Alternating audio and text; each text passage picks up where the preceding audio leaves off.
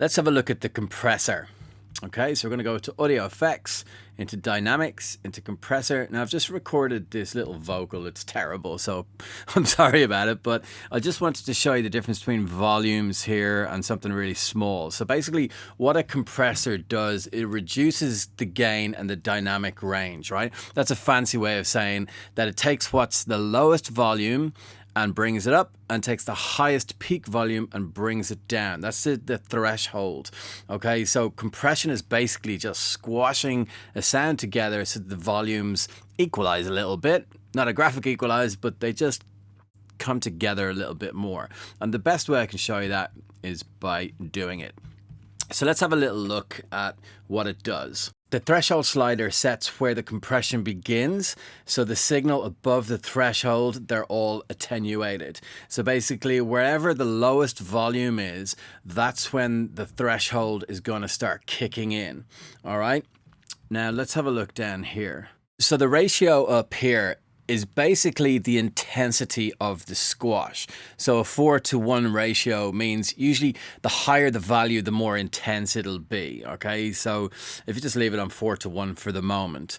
Now the attack is basically how long it takes the compressor to grab hold of the wave and to reach maximum compression after the signal has exceeded the threshold.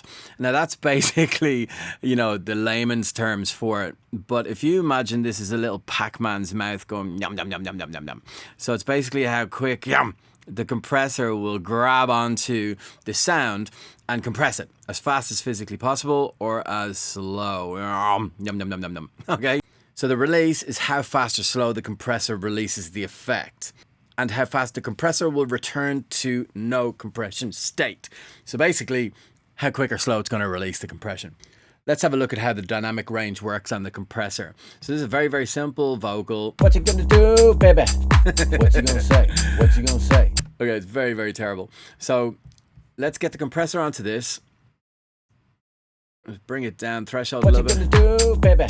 So it's going to bring the volume down a little bit. You can see here that the volume's up there and it's really low here. So I'll just put a tiny bit of, well, not tiny, but a little bit of compression there on it. So I'm going to show you, the attack is very, very quick. The release is very, very quick.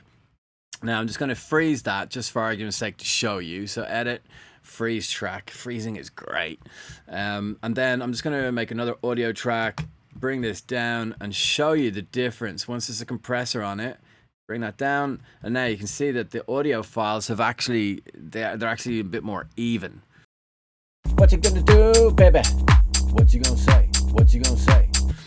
Now you can see the more I bring the threshold down, the GR, which is the gain reduction, that shows how much gain it's reducing it, and this shows how much it's pumping up. What you gonna do, baby? What you gonna say? Gain reduction. What you gonna say? What you gonna do, baby? And you can see it here where the yellow ducks. What you gonna do, baby? What you gonna say? What you gonna say? What you gonna do? Now let's freeze that. And then let's flatten it. And you see the way it's a lot more, you see the way it's a lot tighter now.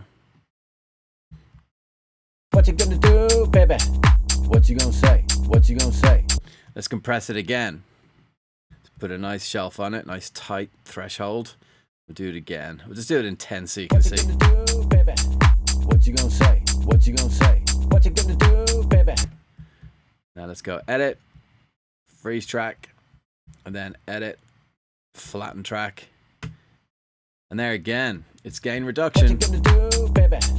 What you gonna say? What you gonna say? What you gonna do, baby? And that compresses it.